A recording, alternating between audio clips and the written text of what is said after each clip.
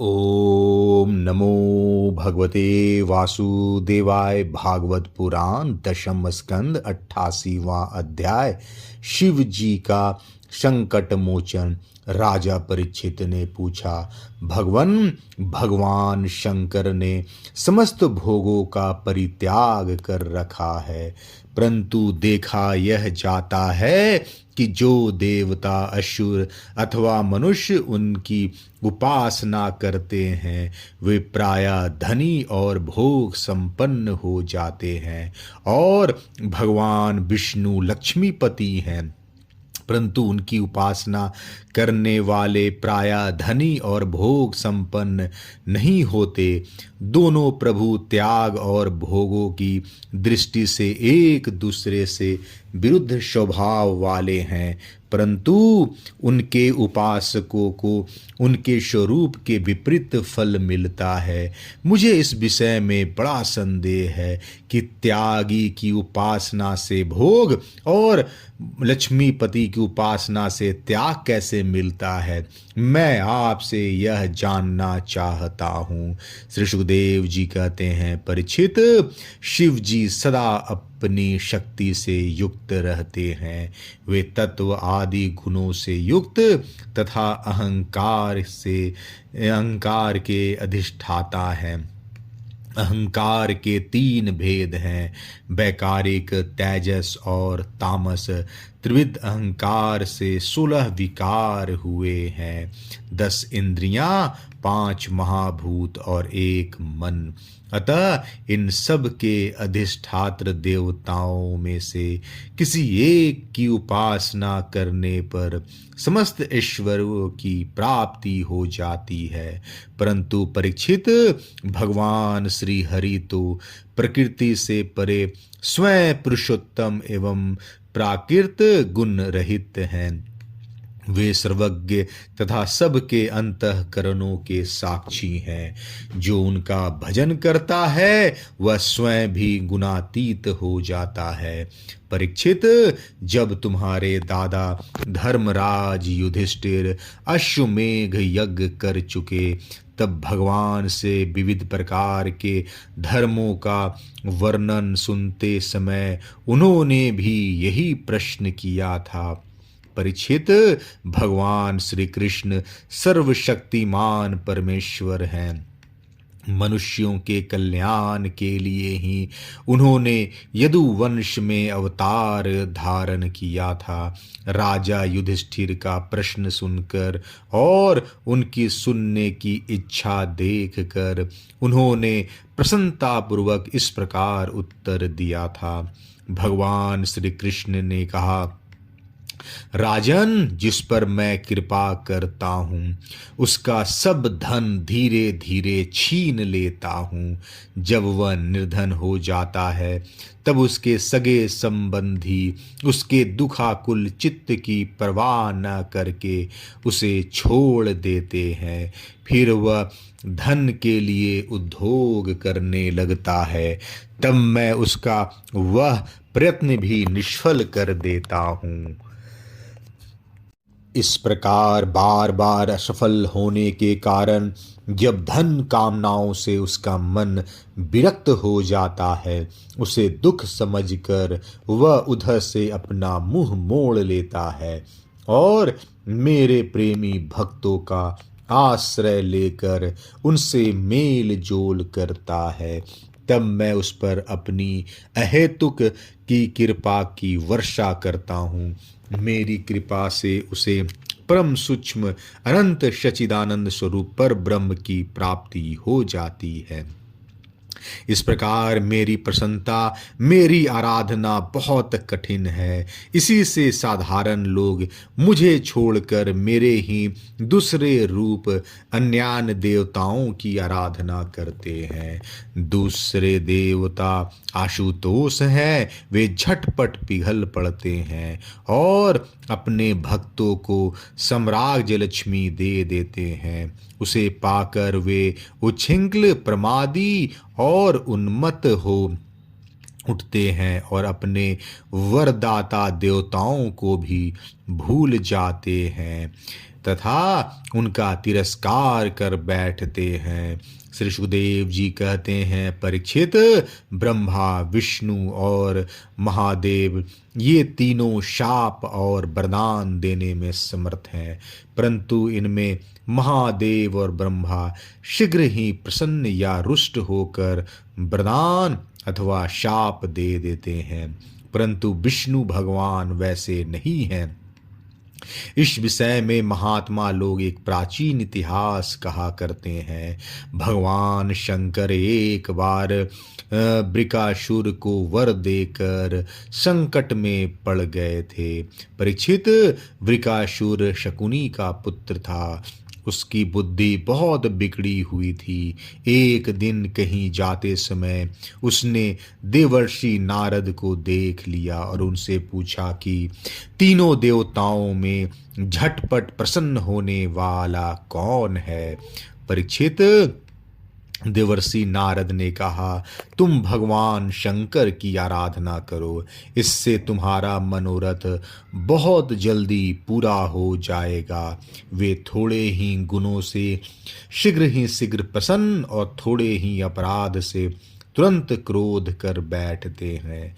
रावण और वानासुर ने केवल बंदी जन के समान शंकर जी की कुछ स्तुतियां की थी, इसी से वे उन पर प्रसन्न हो गए और उन्हें अतुलनीय ईश्वर दे दिया। बाद में रावण के कैलाश उठाने और बानासुर के नगर की रक्षा का भार लेने से वे उनके लिए संकट में भी पड़ गए थे। नारद जी का उपदेश पाकर वृकासुर केदार क्षेत्र में गया और अग्नि को भगवान शंकर का मुख मानकर अपने शरीर का मांस काट काट कर उसमें हवन करने लगा। इस प्रकार 6 दिन तक उपासना करने पर भी जब उसे भगवान शंकर के दर्शन न हुए तब उसे बड़ा दुख हुआ। 7वें दिन केदार तीर्थ में स्नान करके उसने अपने भीगे बाल वाले मस्तक को कुल्हाड़ी से काट कर हवन करना चाहा। परीक्षित, जैसे जगत में कोई दुखवश आत्महत्या करने जाता है तो हम लोग करुणावश उसे बचा लेते हैं, वैसे ही परम दयालु भगवान शंकर ने वृकासुर के आत्मघात के पहले ही अग्नि कुंड से अग्निदेव के समान प्रकट होकर अपने दोनों हाथों से उसके दोनों हाथ पकड़ लिए और गला काटने से रोक दिया। उनका स्पर्श होते ही वृकासुर के अंग ज्यों के त्यों पूर्ण हो गए। भगवान शंकर ने वृकासुर से कहा, प्यारे वृकासुर, बस करो, बहुत हो गया। मैं तुम्हें वर देना चाहता हूँ, तुम मुंह मांगा वर मांग लो। अरे भाई, मैं तो अपने शरणागत भक्तों पर केवल जल चढ़ाने से ही संतुष्ट हो जाया करता हूँ। भला तुम झूठ मूठ अपने शरीर को क्यों पीड़ा दे रहे हो। परीक्षित, अत्यंत पापी वृकासुर ने समस्त प्राणियों को भयभीत करने वाला वह वर मांगा कि मैं जिसके सिर पर हाथ रख दूं वही मर जाए। परीक्षित, उसकी यह याचना सुनकर भगवान रुद्र पहले तो कुछ अनमने से हो गए, फिर हंसकर कह दिया, अच्छा ऐसा ही हो। ऐसा वर देकर उन्होंने मानो सांप को अमृत पिला दिया। भगवान शंकर के इस प्रकार कह देने पर वृकासुर के मन में यह लालसा हो आई कि मैं पार्वती जी को ही हर लूं। वह असुर शंकर जी के वर की परीक्षा के लिए उन्हीं के सिर पर हाथ रखने का उद्योग करने लगा। अब तो शंकर जी अपने दिए हुए वरदान से ही भयभीत हो गए। वह उनका पीछा करने लगा और वे उससे डरकर कांपते हुए भागने लगे। वे पृथ्वी, स्वर्ग और दिशाओं के अंत तक दौड़ते गए, परंतु फिर भी उसे पीछा करते देख कर उत्तर की ओर बढ़े। बड़े बड़े देवता इस संकट को टालने का कोई उपाय न देख कर चुप रह गए। अंत में वे प्राकृतिक अंधकार से परे परम प्रकाश में बैकुंठ लोक में गए। बैकुंठ में स्वयं भगवान नारायण निवास करते हैं। एकमात्र वे ही उन सन्यासियों की परम गति है जो सारे जगत को अभय दान करके शांत भाव में स्थित हो गए हैं।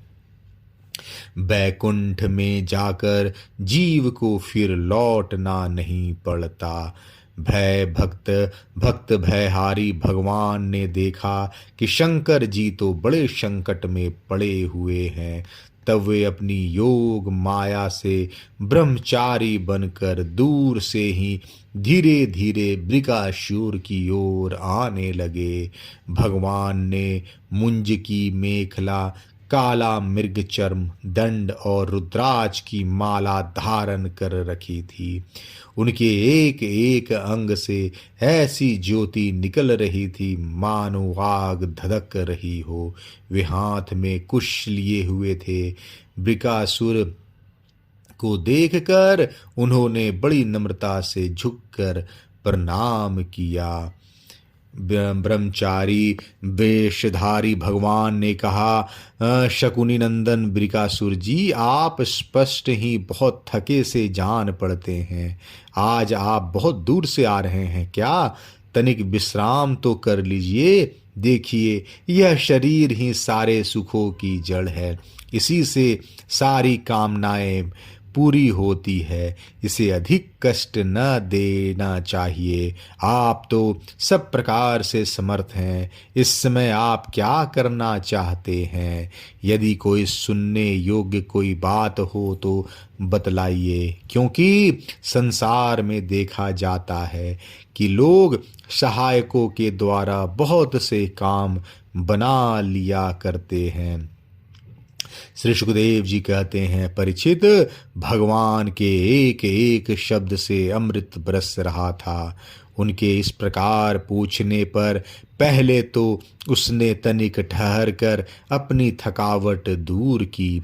उसके बाद क्रमशः अपनी तपस्या, वरदान प्राप्ति तथा भगवान शंकर के पीछे दौड़ने की बात शुरू से कह सुनाई।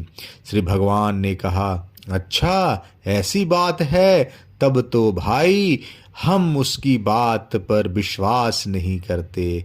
आप नहीं जानते हैं क्या? वह तो दक्ष प्रजापति के शाप से पिशाच भाव को प्राप्त हो गया है। आजकल वही प्रेतों और पिशाचों का सम्राट है। दानवराज, आप इतने बड़े होकर एक छोटी छोटी बातों पर विश्वास कर लेते हैं। आप यदि अब भी उसे जगत गुरु मानते हो और उसकी बात पर तब विश्वास करते हो तो झटपट अपने सिर पर हाथ रखकर परीक्षा कर लीजिए। दानव शिरोमणे, यदि किसी प्रकार शंकर की बात असत्य निकले तो उस असत्यवादी को मार डालिए, जिससे फिर कभी वह झूठ न बोल सके। परीक्षित, भगवान ने ऐसी मोहित करने वाली अद्भुत और मीठी बात कही कि उसकी विवेक बुद्धि जाती रही। उस दुर्बुद्धि ने भूल कर अपने ही सिर पर हाथ रख दिया। बस उसी क्षण उसका सिर फट गया और वह वहीं धरती पर गिर पड़ा, मानो उस पर बिजली गिर पड़ी हो। उस समय आकाश में देवता लोग जय जय नमो नमः साधु साधु के नारे लगाने लगे। पापी बृकासुर की मृत्यु से देवता, ऋषि, पितर, गंधर्व अत्यंत प्रसन्न होकर पुष्पों की वर्षा करने लगे और भगवान शंकर उस विकट संकट से मुक्त हो गए। अब भगवान पुरुषोत्तम ने भय मुक्त शंकर जी से कहा, देवाधिदेव, बड़े हर्ष की बात है इस दुष्ट को इसके पापों ने ही नष्ट कर दिया। परमेश्वर, भला ऐसा कौन प्राणी है जो महापुरुषों का अपराध करके कुशल से रह सके। फिर स्वयं जगत गुरु विश्वेश्वर आपका अपराध करके तो कोई सकुशल रह ही कैसे सकता है। भगवान अनंत शक्तियों के समुद्र हैं। उनकी एक एक शक्ति मन और वाणी की सीमा के परे हैं। वे प्रकृति से अतीत स्वयं परमात्मा हैं।